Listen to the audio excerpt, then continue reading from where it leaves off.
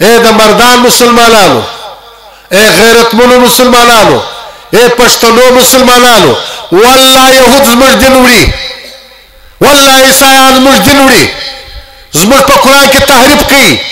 دغه پنځم لایان دا لنګوټو والا دا د نیم کاله په دې اسمبلۍ کې موږ جګړه په دې باندې ول. دغه علي محمد یې راوغواړه، دا بل عمران یې راوغواړه، را دې سي قرآن دې لاس کې دي چې موږ ته دعوت راکړی دی دې خلکو. اسد قیصر راکړی دی چې موږ سره یو سي چې کم وزارتونه غواړي. موږ 4 مطالبې کړي دي او دوی د مدینې د ریاست دعوه کړې ده. هغه 4 مطالبې موږ سره نه دي منلي. کومې مطالبې وې؟ یوه مطالبه دا وه چې اسرائیل به په رسمیت نه منو. بله مطالبه دا وه چې مغربي تعظیمه په پاکستان کې نه وي.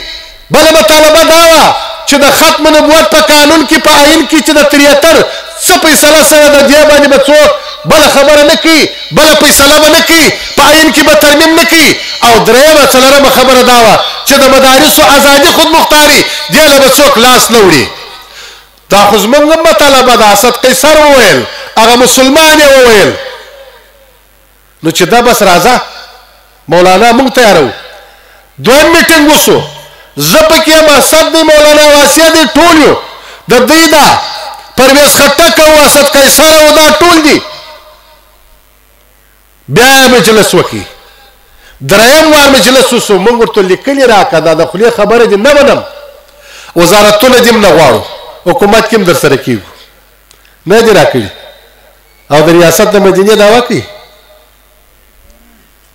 ریاست مدینه بالکل د ریاست مدینه نه دا ته ویل کېږي چې په سټیټ باندې ښځې رخصېږي. بهره الله دې هغو ته هدایت وکړي. او که به نه دا ښایسته ملک پاکستان چې د وینو په نتیجه کې موږ ته په لاس راغلی دی، خدای دې دا د دوی څخه خلاص کړي. او انشاءالله دا غبارې، دا د اوبو زګ، دا چې ډېر غټ ښکاره کېږي، دا حقیقت نه لري، دا یو څه وخت ختمېږي.